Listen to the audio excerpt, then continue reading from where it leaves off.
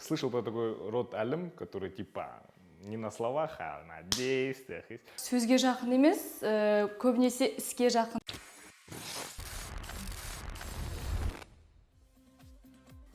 Кішіден сәлем. Мен Назира, және сестрам Жазира. Біз апалы сіңіліміз және әлім ұлы төрт қарамыз кіші жүзден. Кіші жүз өзі үш неге бөлінеді? Атаға ұлы. Тармаққа Ябай ұлы, Жеті ру және әлім ұлы. Сол біз әлім ұлы. Әлім ұлының ішінде 6 ұлы бар, яғни оның біреуі біз төрт қара.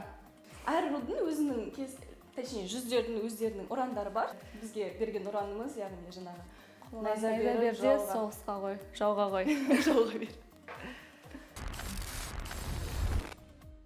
Кіші жүз әлімдерден біз ITKB-ден бастап, Көті бар ұлы, Ерімбет Тақын бар.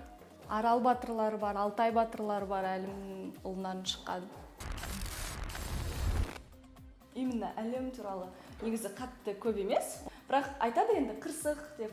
Бірақ көбінесе бұндай нелердің бәрі жүзімізге, кіші жүзге келеді. Ол яғни жаңағы кіші жүздер жаңағы айтып кеткендей кішкене ұрысқа жақын, соғысқа жақын дейді ғой, сол сияқты.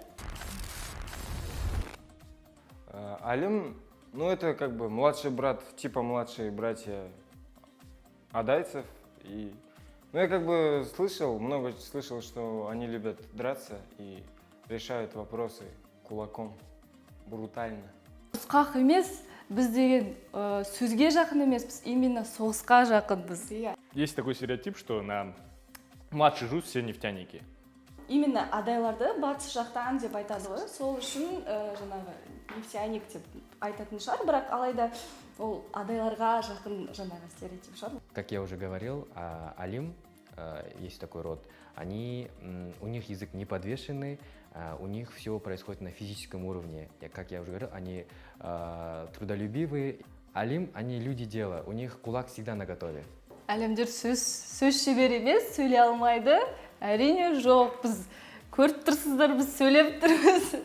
Ол жаңа біз айтып жатқан ұрысқа, іске жақын деген, ол мағынада емес, яғни біз типа сөйлемей тұрады, олар тек төбелес емес. Именно жаңағы оны орта жүзге бергенбіз біз, яғни жаңа қалам алып дауға қойдық. Руға бөліну, жүзге бөліну Қазақстанның дамуына әсер етеді.